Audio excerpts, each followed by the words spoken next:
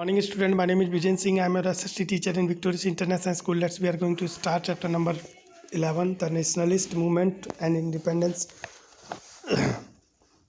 The second half of the 19th century saw the growth of national political consciousness in India. तो अगर हम 19वीं शताब्दी के बाद के हिस्से पर ध्यान देते हैं तो हम क्या देखते हैं कि पूरे भारत में जो है एक तरह की राष्ट्रीय राजनीतिक चेतना जो है पूरे भारत में फैल गई थी. ठीक है.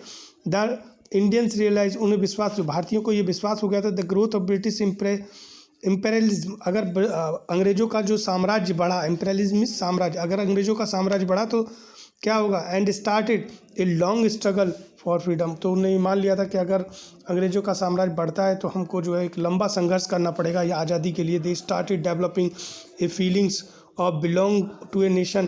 तो उन्होंने जो है अपनी भावनाओं को, जो है राष्ट्रीय भावनाओं को शेयर करना शुरू किया एक दूसरे से. Sharing a culture, history and common goals for the future. और अपने एक सामान्य लक्ष्य जो अपने भविष्य के लिए उन्होंने बनाए थे वो एक दूसरे से शेयर करना शुरू किए.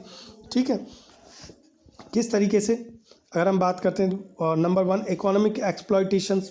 क्या क्या जो है शोषण, आर्थिक शोषण किस प्रकार से किया अंग्रेजों ने, वो हम आपको बताते हैं. Number 1 the British who initially came as trader gradually establish their monopoly over the economic resources of India. तो जो वे अंग्रेज जो भारत में केवल व्यापारी बनकर आए थे, व्यापार करने के उद्देश्य से आए थे, उन्होंने भारत के जितने भी आर्थिक रिसोर्स होते हैं, आर्थिक संसाधन जितने भी थे, उन पर अपना जो है क्या किया था, अपना जो है एक तरह से अपना आधिपत्य स्थापित कर लिया था. ठीक है.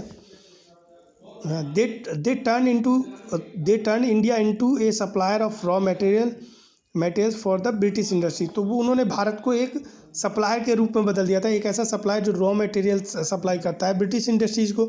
ठीक है. The heavy tax imposed led to the empowerment गरीब of farmer across the nation. ठीक है. तो वो जो गरीब किसान थे, भारत के जो गरीब किसान थे, उन पर जो है बहुत हैवी टैक्स लगाना शुरू कर दिया. दे कॉमर्शलाइज्ड एग्रीकल्चर. उन्होंने कृषि का व्यापारीकरण कर दिया. Brutal method was adopted for land revenue collection.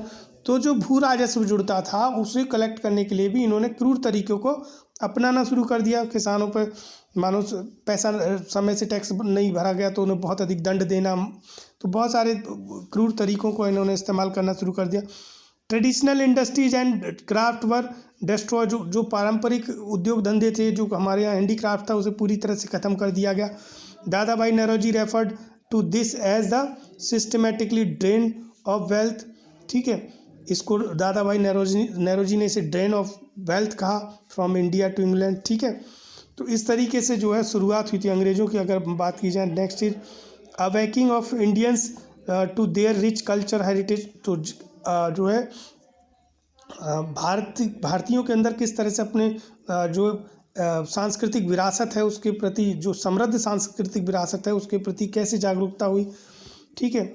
Western scholar like Max Muller के बाद and William Jones translate the Vedas. तो उन्होंने जो है, ये वेस्टर्न स्कॉलर्स हैं, विद्वान हैं, जिन्होंने जो है वेद और उपनिषद को जो है ट्रांसलेट किया and other work of Indian literature into English. तो इन्होंने जो है वेद और उपनिषद और भारत के जो भी कोई और साहित्य था उसको जो है अंग्रेजी में ट्रांसलेट किया. Their research and writing make Indian aware of their great cultural heritage.